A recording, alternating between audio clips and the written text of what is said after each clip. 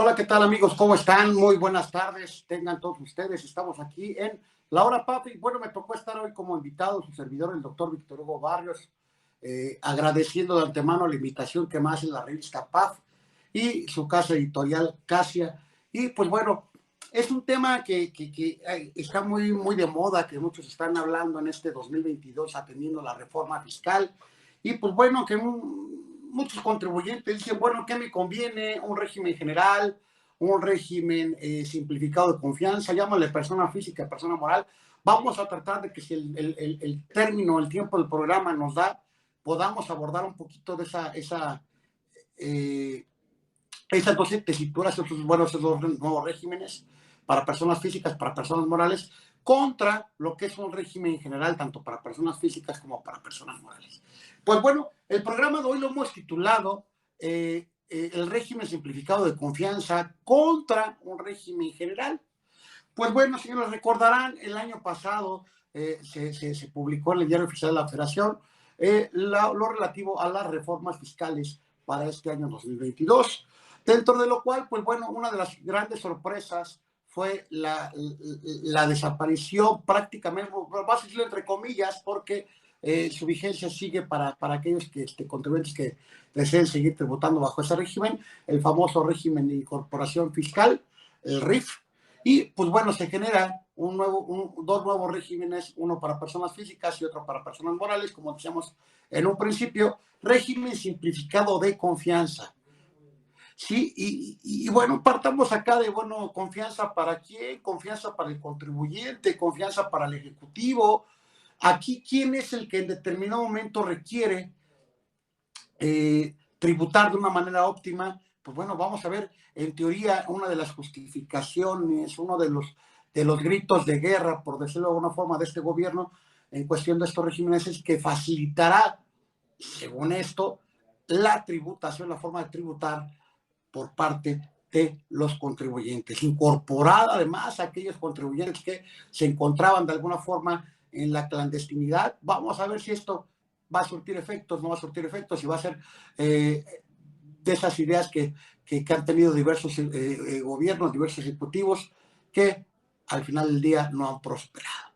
Y pues bueno, este régimen de simplificado de confianza, es importante que tengamos establecido bien, primeramente, quiénes van a tributar bajo este régimen simplificado de confianza. Me voy a ir inicialmente a las personas físicas y con posterioridad, a lo largo de este programa, pues vamos a hablar de personas morales. Este régimen simplificado de confianza para personas físicas van a poder tributar, dice la ley del impuesto sobre la renta, y en ese podrán es optativo o resultó optativo para los contribuyentes. ¿Por qué hago esta primera observación en relación a este tema? Porque había contribuyentes o hay contribuyentes que estaban inscritos bajo un régimen de incorporación fiscal, un RIF. ¿Sí? La opción en términos del transitorio de la propia ley se establece que esos contribuyentes podrían optar por continuar tributando en dicho régimen de incorporación fiscal previo aviso que se presentara ante el propio Servicio de Administración Tributaria. ¿Sí? Lo importante de todo esto que ustedes deben tener en cuenta es lo siguiente. A partir de este año 2020, aquel contribuyente que se quiera dar de alta, pues prácticamente no va a tener esa opción de poder tributar en un RIF o en un régimen simplificado de confianza, lo que sí en un régimen general o en un régimen simplificado. Y este régimen simplificado de confianza para personas físicas da la opción a aquellos contribuyentes que opten por pagar su impuesto sobre la renta, siempre y cuando la totalidad de sus ingresos propios de la actividad o actividades que realicen, obtenidos obviamente durante el ejercicio inmediato anterior, no excedan 3,5 millones de pesos. ¿Sí?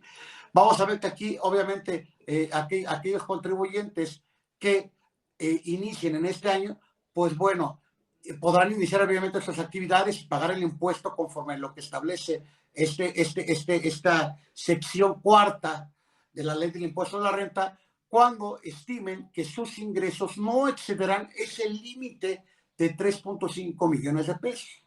¿Sí? Aquí lo importante es que cuando se realice en un periodo de menor a 12 meses, los contribuyentes, para determinar el monto, es decir, ese monto de 3.5 millones, dividirán sus ingresos entre el número de días que comprende el periodo y el resultado se multiplicará por 365, que son los días del año. Aquí hay algo bien importante que quiero que tengan ustedes presente, amigos. Esto puede llevarnos a una pequeña trampita en el cual el contribuyente, vamos a pensar, recibo 1 millón de pesos en noviembre de este año, es un ejercicio irregular, como lo establece el párrafo segundo del artículo 113E de la ley del impuesto a la renta.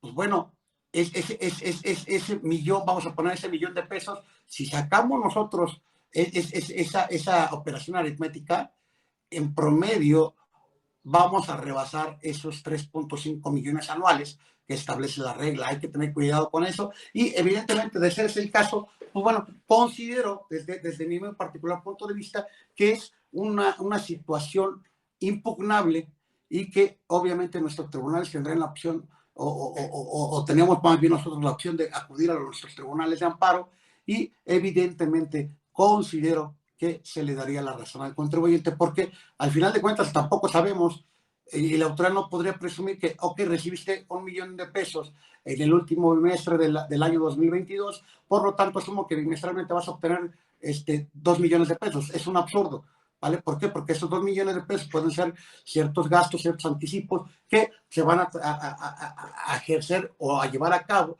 durante el ejercicio fiscal siguiente. Entonces, creo que hay elementos por los cuales podemos nosotros ahí defender en determinado momento. Es importante también establecer, y aquí viene, o vamos a comentar ya prácticamente ese versus el régimen general, ¿sí? Pero es importante que ustedes tengan muy presente que obviamente los contribuyentes que excedan de este monto de 3.5 millones dejarán de tributar en este régimen general, en este régimen simplificado de confianza para personas físicas, ¿sí? El pago de estos contribuyentes también será como los demás, a más tardar el día 17 del mes siguiente, en aquel en el que corresponde al pago, obviamente, en el cual se haya generado la obligación de pago el día 17 del mes siguiente, ¿sí? Aquí es importante tener en cuenta lo siguiente. Este propio artículo 113 nos establece una serie de tasas en virtud de las cuales el contribuyente aplicará o determinará, con base en cuál determinará el pago de sus contribuciones como tal, una tabla mensual. ¿Sí? Aquí nos establece, y vamos a tenerlo totalmente claro, de hasta 25,000 pesos el contribuyente deberá pagar aplicar la tasa de un 1%, es decir, 250 pesos. ¿Sí? Hasta 50,000 pesos va a aplicar un 1.10%. A partir de 83,333.33 pesos, el contribuyente va a pagar 1.50% de esos ingresos.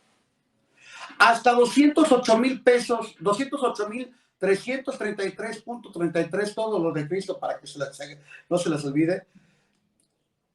Repito, 208,333.33 pesos, el contribuyente pagará ya no uno, ya un 2%. Y de ahí hasta el 3.5 millones de pesos, el contribuyente pagará un 2.5 de esos ingresos como impuesto sobre la renta. ¿Sí?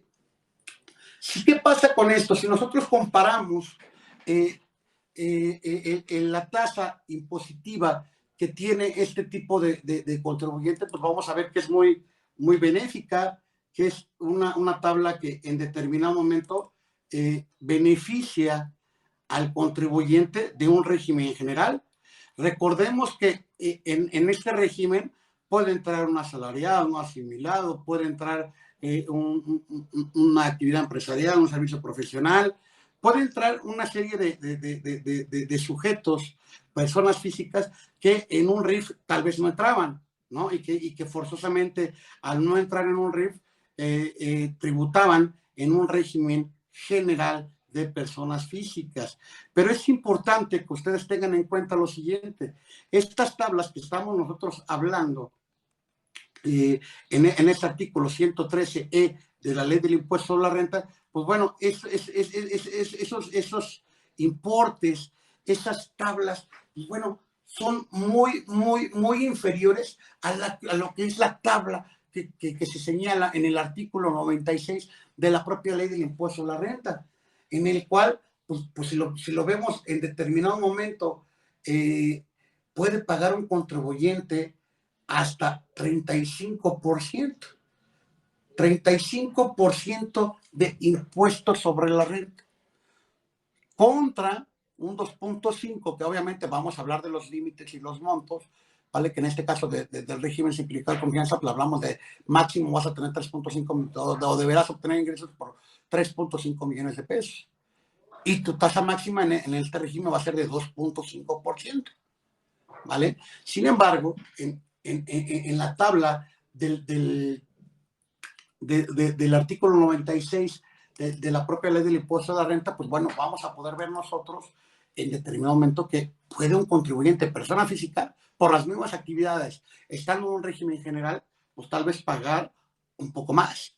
Aquí es atender, si estamos hacer el análisis con el contador, en cuáles son nuestros ingresos y demás, y hacer una proyección financiera. Eso es algo que recomendaríamos aquí en PAF, que recomendaríamos aquí en el despacho servidor, Barrios por ahí asociados, para que se acerquen a un asesor como su servidor o la propia revista, a quien su contador, con quien ustedes tengan confianza, para hacer esa proyección financiera y ver cuáles son su estimación de ingresos que van a tener. Ojo, porque ¿qué sucede? Si exceden el motor, van a regresar a un régimen simplificado de confianza, a un régimen general.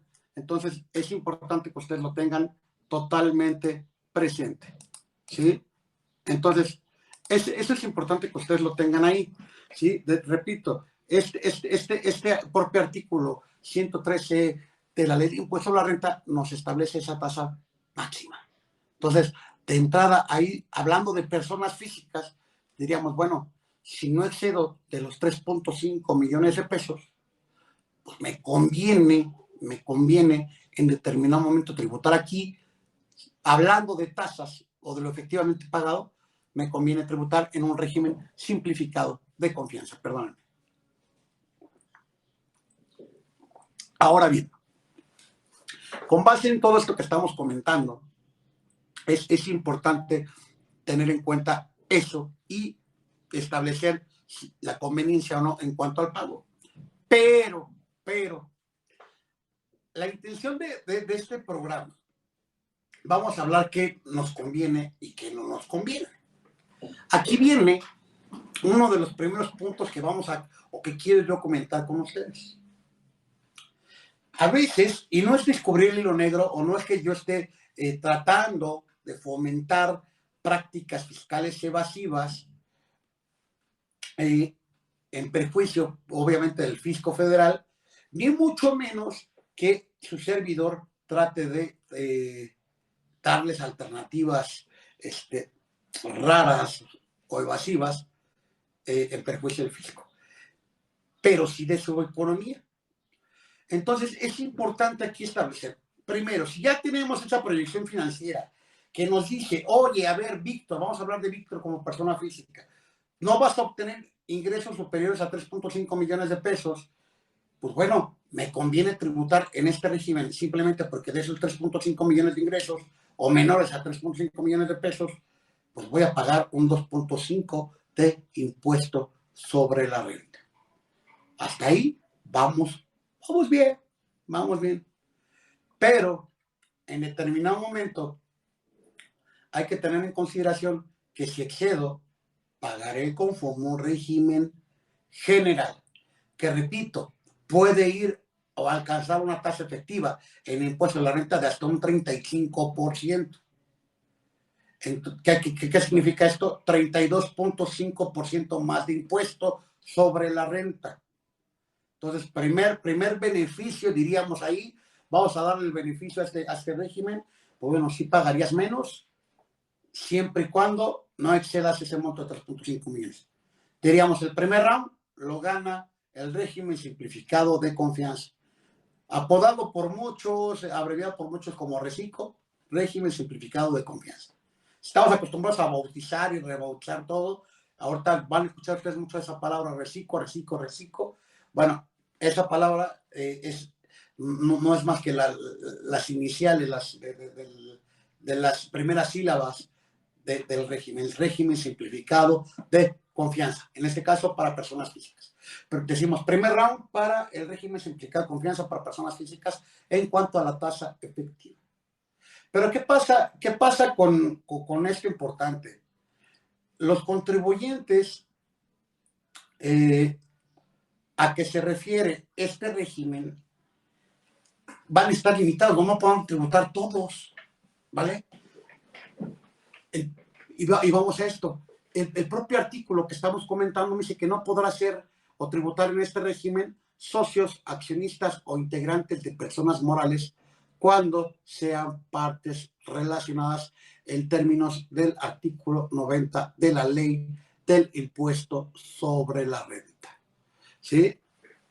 Hasta ahí suena lógico, correcto para muchos, sí. En un régimen general, tú puedes obtener ingresos propios de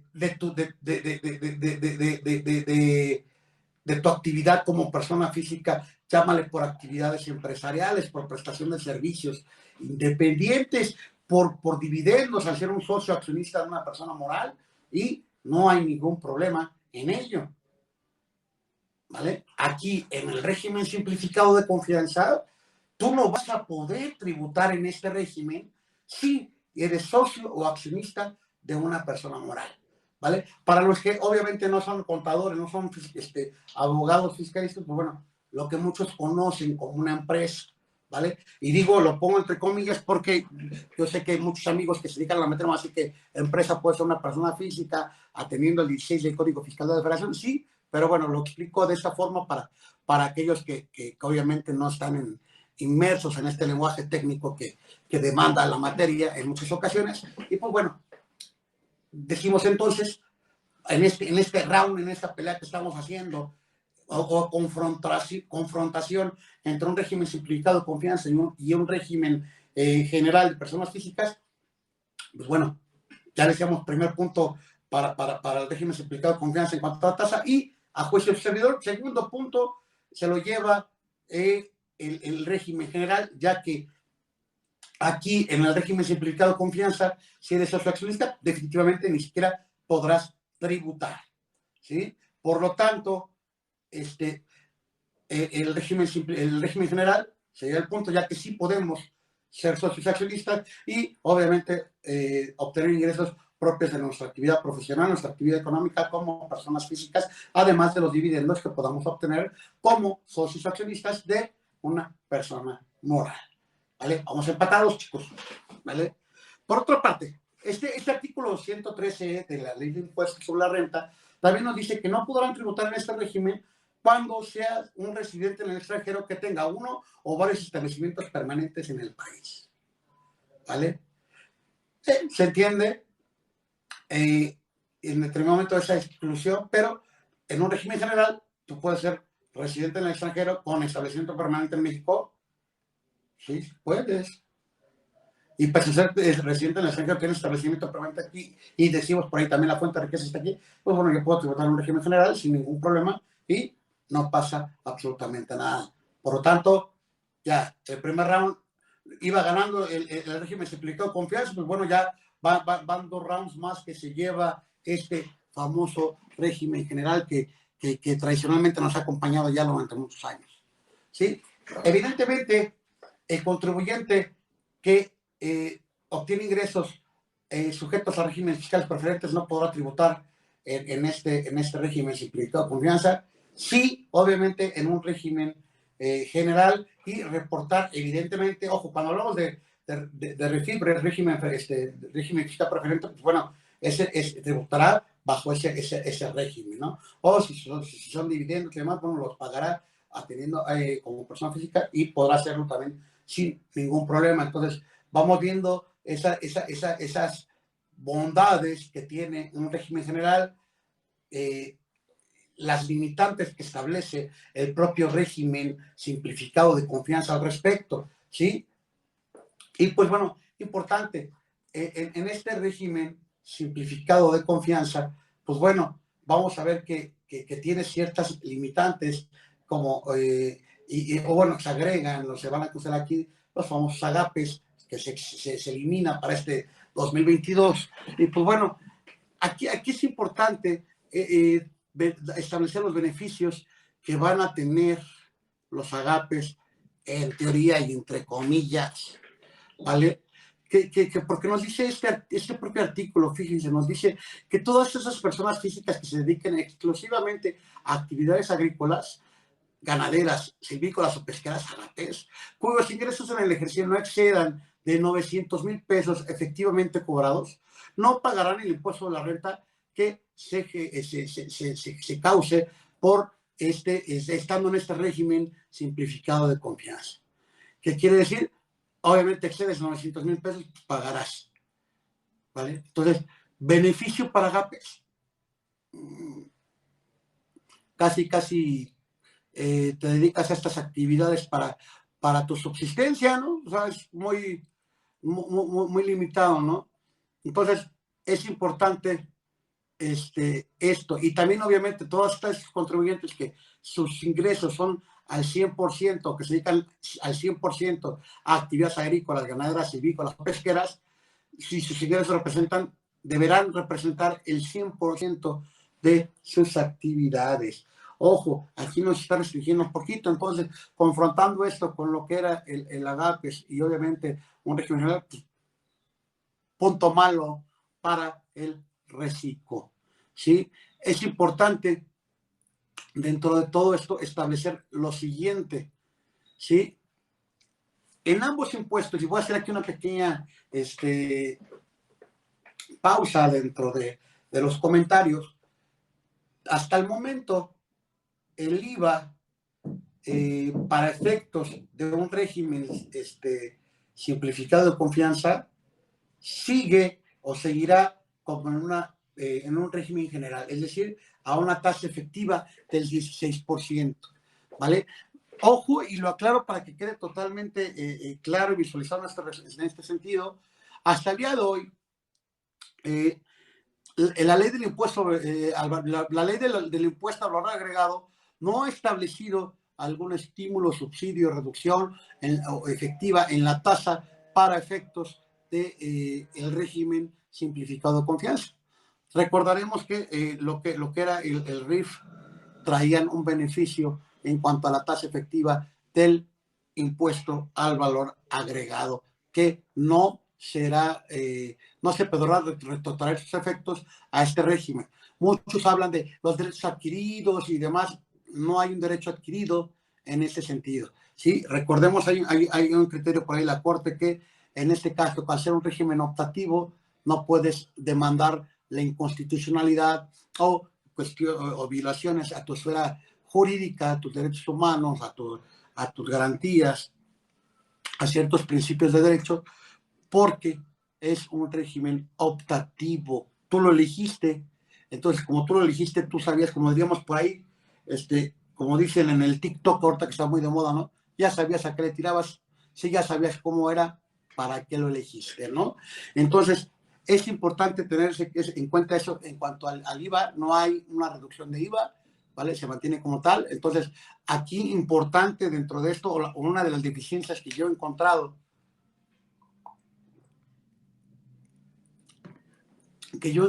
dentro de este régimen, es precisamente eso.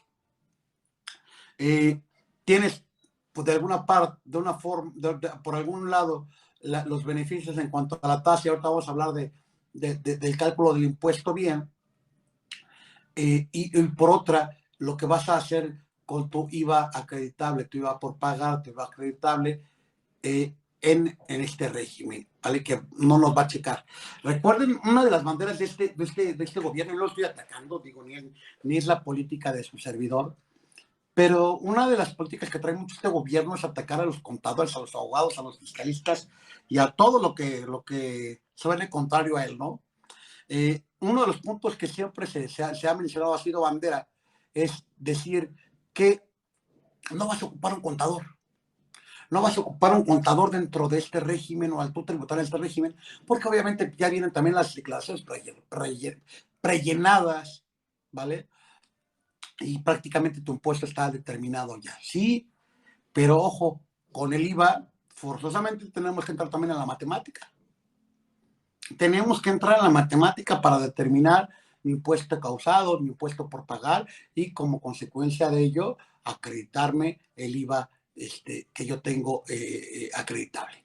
Entonces es importante tener en cuenta esto, no es tan sencillo, no es decir, oye, ya no tienes un contador, entonces sí, atendiendo a la temática que estamos teniendo, pues bueno, este régimen pues ya tiene otro tachecito mal, en razón de que no es una absoluta falsedad el hecho de decir que no requerirás un contador, porque, como repito, necesitas simplemente, cuando menos, para poder determinar tu IVA acreditable y poder hacer un efectivo pago del entero de ese impuesto al valor agregado. Pero bueno, algo importante dentro de esto que estamos comentando, de este régimen simplificado de confianza para personas físicas versus un régimen general, pues bueno, este régimen simplificado de confianza me dice, oye, tú nada más tendrás que solicitar tu inscripción, y una serie de requisitos que normalmente tienen todos los contribuyentes como tal, ¿sí? Para poderlo hacer. Aquí importante dentro de esto, que deberá estar, para poder estar tributando en este régimen, pues bueno, el contribuyente deberá estar inscrito en el RFC, lo cual es una obviedad, ¿sí? En caso de realización de actividades, deberán los comprobantes fiscales del ejercicio inmediato anterior a aquel en el que se haya suspendido actividades, pues bueno, no habrá de exceder de esos 3.5 millones, en contraste al corriente de sus obligaciones fiscales, declaraciones, pago de impuestos y demás, y no encontrarse en el estado de contribuyentes de el 69, de simulación de operaciones o declaración de operaciones inexistentes por parte de contribuyentes. Pero fíjense aquí lo siguiente. Ojo, y digo, no es consejo de magia negra, de trucos y chicanadas, como diríamos por ahí, sino de que ustedes establezcan como contribuyentes, como contadores, asesores, en determinado momento, pues poder tomar la mejor decisión, la mejor determinación para sus clientes, en este caso, y qué es lo que les puede beneficiar. Recuerden que a partir de febrero, más o menos, empezó el boom masivo por parte del Servicio de Administración Tributaria, que automáticamente te empezó a cambiar de régimen. Automáticamente, tanto para personas físicas como para personas morales. ¿Sí? Aquí, importante dentro de todo esto, ¿sí? Estos contribuyentes deberán, en todo caso, o podrán salir de este régimen cuando omitan 3 o más pagos mensuales en un año calendario consecutivos, o no, o sea, que se entienda, no presenten declaración anual o dejen de tributar conforme a esta sección, saldrán de este régimen, ¿vale? En caso de que transcurrido el ejercicio fiscal sin que el contribuyente emita comprobantes fiscales y no haya emitido un pago mensual alguno, así como tampoco la declaración anual, la autoridad fiscal podrá suspenderlo del RFC, lo cual a mi juicio representa un absurdo, ¿no?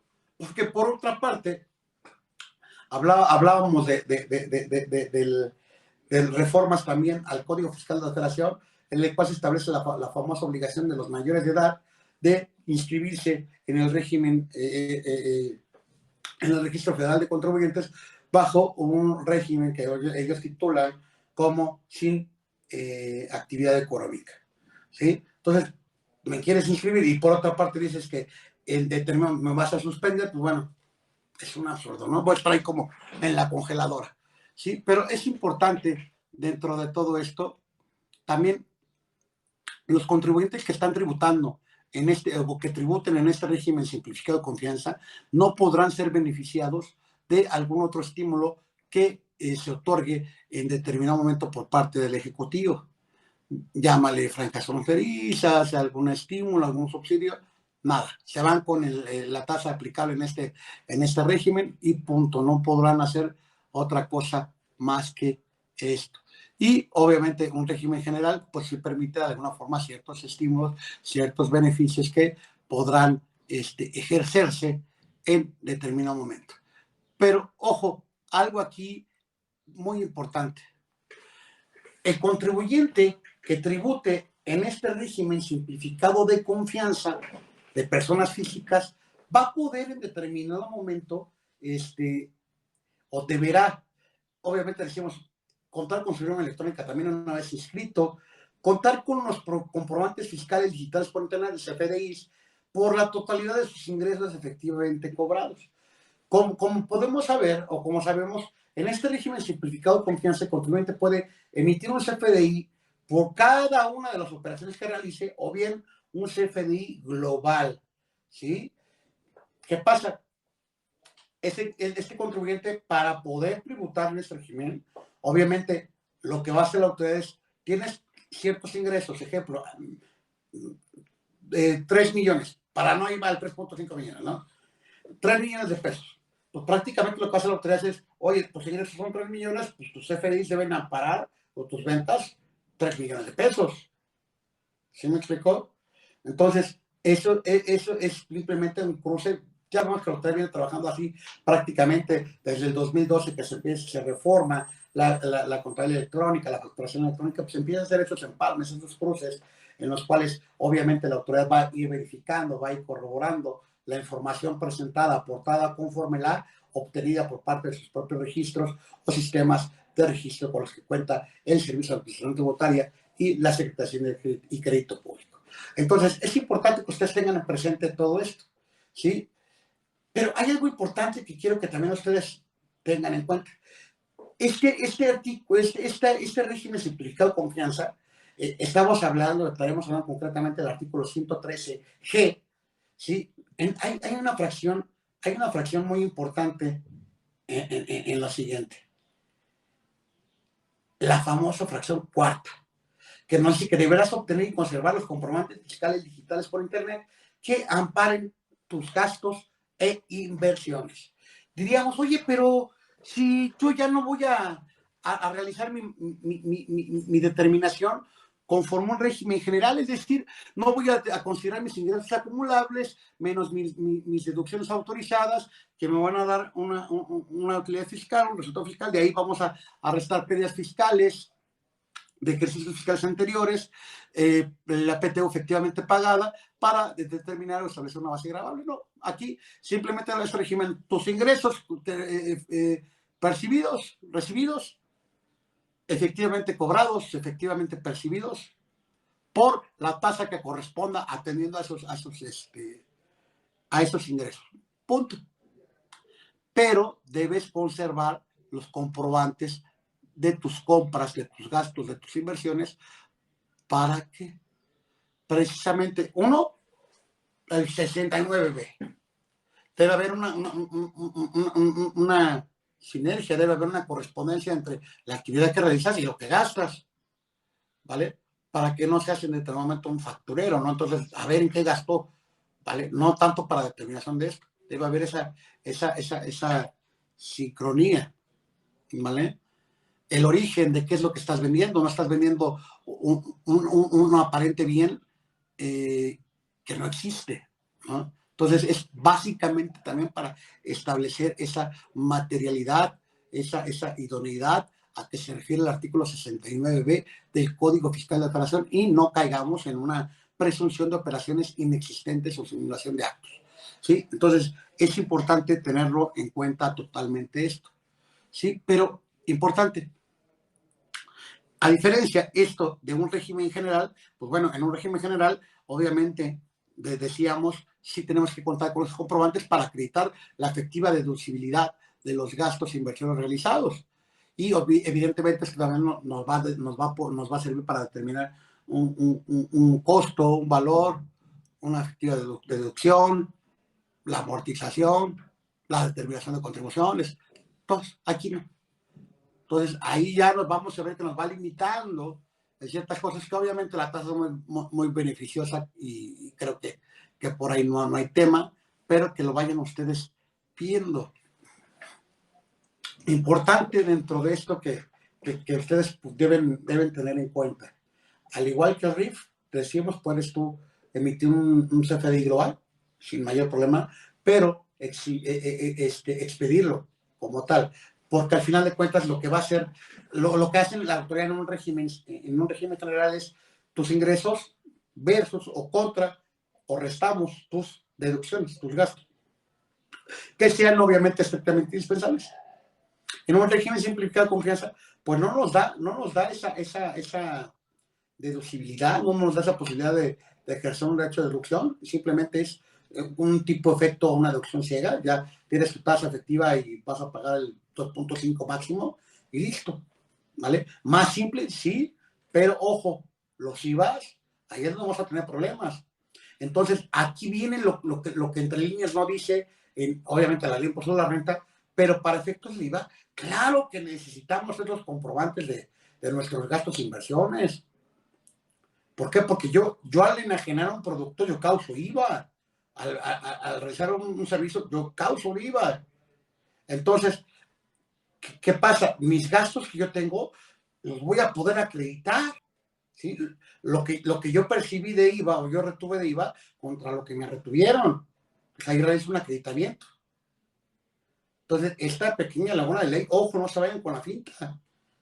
Lo mismo va a ser para el IVA, no es cierto. El IVA lo vas a tener que pagar. Entonces, no confundamos esa situación en este régimen simplificado de confianza. ¿Sí? Y evidentemente, una de las cuestiones importantes que deben ustedes considerar en este régimen simplificado de confianza es algo sumamente importante. Ojo, y habrá quien lo usa, sí, como una estrategia fiscal, y lo hago así como tal, que digo, no lo llamo estrategia porque realmente no es, a juicio de su servidor, que soy asesor fiscal certificado, pues bueno, no es no se está descubriendo el hilo negro, no es una planeación súper inteligente y racionalizada, pero que sucede en la práctica y no está de más decirlo porque no estamos descubriendo el hilo negro. En un régimen general, y aquí me voy a adelantar un poquito, tanto en personas físicas como morales, ¿qué pasa? El famoso provisión, la famosa provisión de gastos. Tú me vas a, ejemplo, con mi proveedor, oye, ¿sabes qué? Voy a hacer tal compra, mándame la factura para tenerla provisionada. Ya tengo provisionado ese gasto, ya lo tengo proyectado. ¿Qué pasa? Recordemos la regla general para el impuesto sobre la renta. Basta con que me haya puesto de acuerdo en la cosa, el precio, o bien que haya emitido el comprobante fiscal para que se cause el impuesto. ¿Vale? Entonces, ¿qué sucede? Muchas veces sucede que durante todo el ejercicio fiscal los contribuyentes facturaron y facturaron a sus clientes y realmente sus compras o sus gastos, sus inversiones no fueron realmente casi a la par, ¿vale? ¿Por qué? Porque van pagándoles al proveedor y se va haciendo una cadenita que va afectando uno al otro. Oye, en cuanto me pague mi cliente, te pago a ti proveedor y así se va haciendo la escalerita. ¿Qué pasa? Que a veces sucede que ese cliente inicial va a pagar hasta principios del siguiente ejercicio fiscal.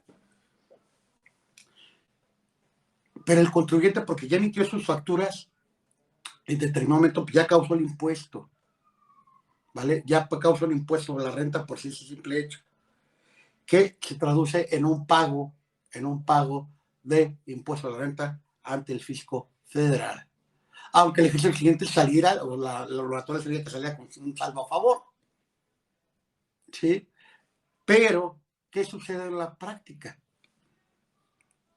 La gran mayoría de contribuyentes llega ese fin de ejercicio fiscal o fin de mes, pero dependiendo cómo se pretenda hacer el cierre, le piden a su proveedor una factura o las facturas. No solo en facturación apócrifa, o como le llamamos para simular el gasto y demás. No, no, realmente es operaciones, ¿vale? Para que no se distorsione el sentido de lo que estoy diciendo. ¿Sabes qué? Pues de una vez dame también la factura para yo poder empatar en cuestión impositiva mis gastos. Y obviamente reduzco con eso una base del impuesto, una base contributiva,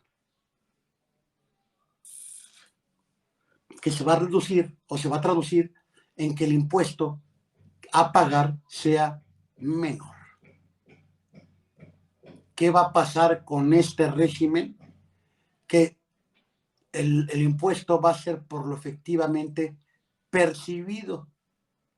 ¿Qué quiere decir? Que tú también puedes tener comprobantes, infinidad de comprobantes por tus compras y de tus gastos, tus inversiones, pero si no están efectivamente pagadas, pues tampoco se tomará en cuenta. Lo mismo aquí, tú puedes tener en facturación 10 millones de pesos, tus ingresos fueron menores a 3.5 millones de pesos, sigues permaneciendo en ese régimen. También para que se tenga eso claro, porque la autoridad va a decir, oye, tu facturación fue de 4 millones. Así, espérate, mis ingresos efectivamente percibidos fueron menores a 3.5 millones. Entonces, para que lo tengan eso claro, también ustedes se sepan defender, porque la autoridad lo va a tratar de alguna forma de generarles ahí la trampita, y quien se defiende, y quien no, ¿vale? Recuerden ese primer párrafo del artículo 113, que es por los ingresos obtenidos en el ejercicio, no por la facturación emitida, ¿vale? Pero repito, esta situación, ¿qué es lo que trae como consecuencia o acarrea como consecuencia? Que tú no vas a poder, en determinado también, hacer esa reducción, ¿no? O sea, querer bajar ese impuesto a pagar, porque ni siquiera se está tomando aquí la deducibilidad. Simplemente es una tasa efectiva sobre los ingresos obtenidos, ¿vale? A diferencia del régimen general, en el cual para determinar tu impuesto, pues bueno, acudirás a determinar tus ingresos acumulables menos tus deducciones autorizadas y la demás mecánica que ya establecimos. Entonces, es importante que ustedes tengan en cuenta totalmente esto, ¿vale? A juicio de su servidor, es el punto medular, el punto toral en el cual un contribuyente puede verse un poquito afectado en este régimen. Digo, más en personas morales, porque en personas físicas sí hay es hasta cierto punto, sí hay cierta bondad por parte del régimen, ¿no? En cuestión de la imposición del tributo, pero no en personas morales. Y eso lo vamos a ver. Digo, no sé cuánto tiempo, no, yo creo que no, si la editorial PAF me permite con posterioridad que este tema lo llevemos hacia personas morales, que mi intención era hacerlo en este momento, si nos da tiempo en una próxima emisión, lo hacemos esto respecto de personas morales. Pero es lo que quiero que ustedes tengan, digo, ahí lo dejo ya en la editorial y ojalá nos pongamos de acuerdo para poderlo hacer. Igual como continuidad la próxima semana, ya me indicarán. Pero fíjense aquí lo importante que les digo. En personas físicas no trasciende tanto, pero en las morales sí. Entonces, imagínense la afectación que se puede generar con esto en determinado momento, oye, obtuviste ingresos, sí, pero ¿qué crees? Tampoco ejerciste un gasto, ¿no? Entonces, hay que tener cuidado con eso. Ahí es donde nos podemos entrampar. Ahí es donde este régimen pudiera de alguna forma generarnos ciertos tropezones, ciertas afectaciones, y hay que tener cuidado con ello. ¿No? Y digo, no tanto en personas físicas, va a pegar un poquito más en personas morales, y quiero que ustedes lo tengan en cuenta. Y pues prácticamente, a juicio de su servidor, traté de hacer este programa de una forma dinámica con ustedes. Digo, agradezco la invitación de Casia Creaciones, de la revista PAF, puntualmente, del maestro Joan Ilbert Martierra, por la invitación, la consideración, al cual admiro evidentemente muchísimo, además de profesor de su servidor en algún momento de mi vida académica, pues también un gran amigo. Y pues bueno, importante dentro de esto que parafraseamos en el programa de hoy, como un régimen simplificado de confianza contra un régimen general, pues bueno, la mejor batalla la llevarán ustedes. ¿Vale? Ustedes determinarán cuál es el costo-beneficio de tributar entre uno y otro, ¿sí? Aquí, obviamente, este régimen simplificado de confianza deberán siempre cuidar mucho, mucho, mucho los ingresos efectivamente percibidos. Ojo, aquí no se trata de facturación, del valor de tu facturación, sino del ingreso efectivamente percibido. Por lo que cuidado con esos ingresos que muchos decimos, no es un ingreso acumulable o algo, hay que tener la materialidad, ¿no? El 69B no se elimina aquí, o sea, tiene también efectos, entonces hay que tener cuidado con eso que estamos comentando. Aquí es los ingresos obtenidos, entonces todos los ingresos que se tengan hay que tomarlo en consideración en este régimen, ¿sí? Ojo con esto, para que no se preste atención. Aquí, en cuanto a los ingresos obtenidos, pues bueno, vamos a ver, hay unos que no son ingresos objeto de un impuesto, ¿no? Tengamos en cuenta, pese aquí este régimen es un poco ambiguo en cuanto a la redacción en ese sentido, pues bueno, la regla general establece que será un ingreso que se considere acumulable en ese sentido. Entonces hay que tener en cuenta y, repito, la mejor batalla la llevan ustedes. La mejor decisión la llevan ustedes como contribuyentes. Acérquense a un profesional, acérquense a la revista, acérquense a su contador de confianza, a su abogado fiscalista. Si quieren su contador y su abogado fiscalista, pues aquí está su servidor, el doctor Víctor Hugo Barrios Parrilla, y va haciendo yo el comercial, pueden hacerlo con toda confianza. Mi teléfono 55 22 46 23 52, y me encuentran en www.asociados.com. Y pues bueno, que tengan ustedes en cuenta todo esto, que sucede, tomen en cuenta lo que estamos platicando aquí para determinar la conveniencia en cuanto al régimen que desean tributar, ¿sí? Si simplemente vamos a saber que nuestros ingresos son menores a 3.5 millones de pesos y que en el momento tal vez no tenemos muchos gastos por comprobar o algo, pues bueno, recomendación, jueguense en este régimen. Pero si ustedes traen otro tipo de situaciones ahí un poco más específicas, más concretas, más particulares, pues bueno, con toda confianza, repito, acérquense a su asesor y tal vez podrán tener en cuenta de que lo que les conviene más es un régimen general, ¿sí? Y pues bueno, se nos está cortando el tiempo, si me meto yo un poquito a las personas morales, nos va a pegar por ahí, ahí estamos hablando de 35 millones de pesos, pero vamos a hablar un poquito más, si me lo permite la revista, en una próxima emisión. Lo tocamos con todo gusto. Esperamos sus comentarios, esperamos sus reacciones. Denle like, sigan a la página de PAF. Los invito también a que sigan mi firma, Barrios Parrilla Asociados como tal. Y pues bueno, con todo esto, agradezco el seguirnos, el acompañarnos hoy en una emisión más de La Hora PAF. Y pues bueno, de antemano les agradezco su apoyo, su tiempo, y cualquier comentario lo pueden hacer a través de la página de PAF, y con todo gusto me comprometo a darles pronta respuesta para las dudas que les surja al respecto. Pues bueno, por mi parte es todo. Me despido, su servidor, el doctor Víctor Hugo Barrios Parrilla. Nos vemos la próxima semana. Cuídense mucho.